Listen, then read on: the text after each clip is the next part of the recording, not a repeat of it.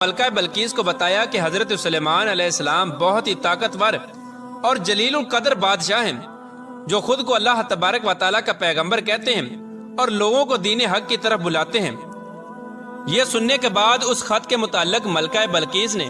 اپنے درباریوں سے مشورہ طلب کیا کہ آخرکار اس خط کا کیا جواب دینا چاہیے۔ چنانچہ درباریوں نے ملکہ بلقیس کو یہ مشورہ دیا کہ ہمیں حضرت سلیمان علیہ السلام سے کسی قسم کا کوئی خوف نہیں کھانا چاہیے، کیونکہ ہمارے پاس بے حساب جنگی ساز و سامان ہے۔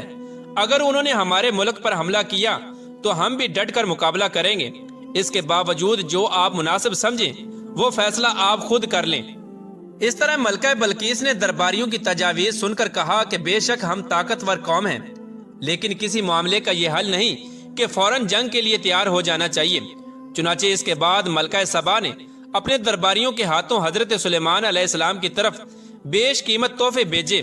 اور ان بیش قیمتی تحفوں کا حقیقی مقصد یہ تھا تاکہ حضرت سلیمان علیہ السلام کی نبوت کا حقیقی طور پر اندازہ لگایا جا سکے کہ وہ واقعی اللہ تبارک و تعالیٰ کے ایک سچے نبی ہیں یا محض ایک بادشاہ ہیں۔ اگر تو وہ اللہ تبارک و تعالیٰ کے سچے نبی ہوئے تو وہ ان تحفوں کو قبول نہیں کریں گے، کیونکہ اللہ تبارک و تعالیٰ کا نبی ان چیزوں سے بے نیاز ہوتا ہے، اور اگر وہ ایک محض بادشاہ ہوا تو وہ ان تحفوں کو قبول کر لے گا۔ چنانچہ اس طرح ملکہ سبا کا حکم پا کر چند درباری بیش قیمت تحائف کے ساتھ حضرت سلیمان علیہ السلام کی بارگاہ میں حاضر ہوئے، اور حضرت سلیمان علیہ السلام کی بارگاہ میں وہ تحفے پیش کیے تو حضرت سلیمان علیہ السلام نے ان تحفوں کو قبول کرنے سے انکار کر دیا، اور حضرت سلیمان علیہ السلام نے ارشاد فرمایا کہ تم لوگ جن تحفوں کے ذریعے مجھے بہلانے کے لیے آئے ہو، ان سے بھی زیادہ نعمتیں اللہ تبارک و تعالیٰ نے مجھے عطا کر رکھی ہیں، اور ان تحائف سے کہیں زیادہ اللہ تبارک و تعالیٰ نے مجھے مال و دولت عطا فرمایا ہے۔ میرے نزدیک دنیا کے مال و دولت کی کوئی حیثیت نہیں، اور مال و دولت کو جمع کرنا میرا مقصد نہیں، بلکہ میرا مقصد اللہ تبارک و تعالیٰ کے کلمہ حق کو بلند کرنا ہے،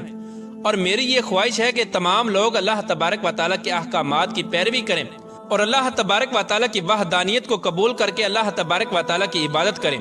اس طرح حضرت سلیمان علیہ السلام نے ان درباریوں سے کہا کہ ملکہ بلقیس سے جا کر کہیں کہ اللہ تبارک و تعالیٰ کی وحدانیت پر ایمان لے آئے اور میرے دربار میں حاضر ہو جائے۔ اگر ان لوگوں نے ایسا نہ کیا تو میں ضرور ان لوگوں کے ساتھ جنگ کروں گا۔ حضرت سلیمان علیہ السلام کا یہ جواب سن کر وہ درباری واپس لوٹ گئے اور جا کر ملکہ بلقیس سے حضرت سلیمان علیہ السلام کی شان و شوکت کے بارے میں بتایا۔ ان درباریوں کی یہ بات سن کر ملکہ بلقیس بہت ہی زیادہ فکر مند ہوئیں اور ایک بہت بڑے لشکر کو لے کر حضرت سلیمان علیہ السلام کی طرف روانہ ہو گئیں۔ ادھر جب حضرت سلیمان علیہ السلام کو ملکہ بلقیس کی آمد کا علم ہوا تو حضرت سلیمان علیہ السلام نے اپنے تمام درباریوں سے پوچھا کہ تم میں سے کون ہے جو ملکہ بلقیس کا تخت ملکہ بلقیس کے پہنچنے سے پہلے پہلے یہاں پر لا سکتا ہے؟ تو اس وقت حضرت سلیمان علیہ السلام کی محفل میں موجود ایک جن نے کہا کہ حضور، میں دربار کا وقت ختم ہونے سے پہلے پہلے ملکہ بلقیس کے تخت کو آپ کی خدمت میں لا سکتا ہوں۔ تو حضرت سلیمان علیہ السلام نے فرمایا کہ نہیں، مجھے ملکہ بلقیس کے آنے سے پہلے پہلے وہ تخت چاہیے۔ حضرت سلیمان علیہ السلام کی یہ بات سن کر تمام درباری خاموش ہو گئے۔ اس وقت آپ کی محفل میں موجود اللہ تبارک و تعالیٰ کے ایک برگزیدہ بندے جن کا نام عاصم بن برکھیا تھا، انہوں نے کہا کہ حضور، اگر آپ کی اجازت ہو تو آپ کے پلک جھپکنے سے پہلے پہلے میں وہ تخت آپ کی خدمت میں حاضر کر سکتا ہوں۔ چنانچہ حضرت سلیمان علیہ السلام کے پلک جھپکنے سے پہلے پہلے اللہ تبارک و تعالیٰ کے اس برگزیدہ ولی نے اس تخت کو حضرت سلیمان علیہ السلام کی بارگاہ میں پیش کر دیا۔ جب وہ تخت حضرت سلیمان علیہ السلام کی بارگاہ میں حاضر ہوا تو حضرت سلیمان علیہ السلام نے اس تخت کی حیت تبدیل کرنے کا حکم دیا تاکہ اس سے ملکہ بلقیس کی عقل کا اندازہ لگایا جا سکے کہ وہ کتنی سمجھدار ہیں اور وہ اپنے تخت کو پہچانتی ہیں یا نہیں۔ چنانچہ ملکہ بلقیس کے آنے سے پہلے پہلے اس تخت کی شکل و صورت کو بدل دیا گیا۔